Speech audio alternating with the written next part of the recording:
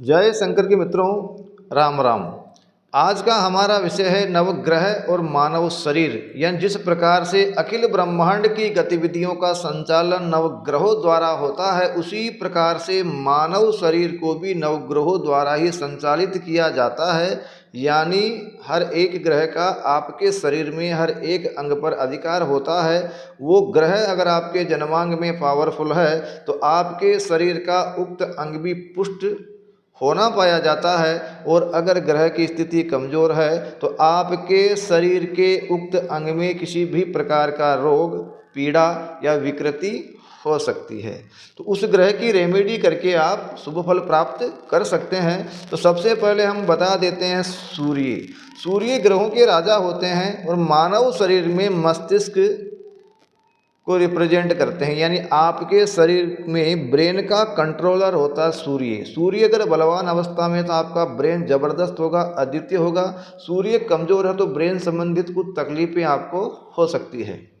दूसरा है चंद्रमा आपके शरीर में मन और जल और साथ में इच्छा शक्ति को रिप्रेजेंट करते हैं। चंद्रमा उच्च का है तो आपकी मानसिक स्थिति बहुत ही ज़बरदस्त होगी, आपके शरीर में जल का स्तर बढ़िया रहेगा और बड़ी दृढ़ इच्छा शक्ति वाले व्यक्ति आप हो सकते हैं। और चंद्रमा अगर कमज़ोर है तो अशांति, एंजाइटी, तनाव, मन में नेगेटिव थॉट्स क्रिएट होना, वही सर्दी, खांसी, एलर्जी की पीड़ा अगर इस प्रकार की है तो आप चंद्रमा को बलवान करके आपकी मानसिक स्थिति को बल प्रदान कर सकते हो।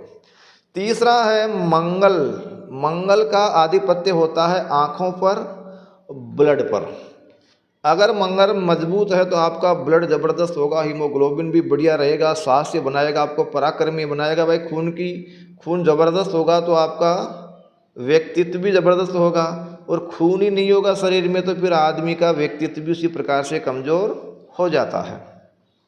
तो आँखों पे, ब्लड के ऊपर मंगल का आधिपत्य होता है। बुध आपके पाचन तंत्र पर आधिपत्य होता है, दांतों पे और आवाज़ पे। बुध अगर बढ़िया है, उच्च का है तो बुद्धिमान बनाता है, आवाज़ आपकी ज़बरदस्त रहेगी, दांत भी आपके मजबूत होंगे और पाचन तंत्र भी आपका सुडौल होगा। ठीक है। अब गुरु का आधिपत्य होता है नाक पर, वायु तंत्र पर, गैस्ट्रिक, और इसके प्रभाव से पित्त और चर्बी की समस्याएं होती है। गुरु अगर उच्च का होता है आदमी स्थूल भी हो सकता है। गुरु की स्थिति खराब हो तो चर्बी बनती नहीं है, या दुबला पतला आदमी रहता है, या आपको शुगर की बीमारी भी हो सकती है। शुक्र का आपके शरीर में स्किन पर आधिपत्य होता है। स्किन एलर्जी अगर आपको होती है, चमड़ी खराब है, पूरी चमड़ी पे शुक्र का आधिपत्य होता है और गुप्तांगों पर। इसलिए अगर शुक्र आपका बढ़िया है तो सुंदर आकर्षक व्यक्तित्व प्रदान करेगा। शुक्र अगर खराब है तो चमड़ी से संबंधित दाग, धब्बे, दाद, खाज, खुजली, ये सब शुक्र के द्वारा ही होती है। और गुप्तांग, यूरिनल इन्फेक्शन, ये सब शुक्र द्वारा ही रिप्रेजेंट होते हैं। अब हम आते हैं शनि क्या करता है आपके शरीर में हड्डियाँ, नाभि, घुटने की जो सर्जरी होती है, घुटने रिप्लेस होते हैं, स्नायु तंत्र को प्रभावित करता है। शनि अगर बलवान होगा तो घुटने की तकलीफ नहीं आएगी, हड्डियां मजबूत रहेगी। और शनि अगर कमज़ोर होता है तो फिर घुटने रिप्लेस होते हैं, जो आप सब लोग देखते हैं आजकल।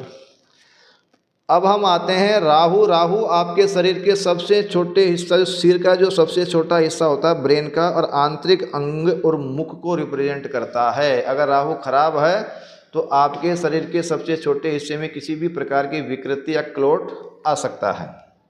तो वहाँ आप रेमेडी करके राहु द्वारा कृत पीड़ा को शांत कर सकते हो।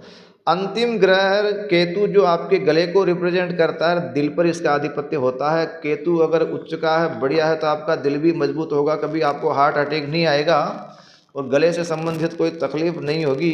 और केतु अगर कमज़ोर हो तो गले में किसी भी प्रकार का इन्फेक्शन हो सकता है, गले से संबंधित रोग हो सकते हैं, दिल के दौरे भी आ सकते हैं। तो देखिए नवग्रह किस प्रकार से आपके शरीर को रिप्रेजेंट कर रहे हैं। अगर जिस अंग में आपको विकृति नज़र आ रही है, समझ जाइए आपका वो ग्रह कमज़ोर है। उस ग्रह की रेमेडी करके आप उस विकृति को समाप्त कर सकते हो। जय शंकर की सिया राम, राम राम।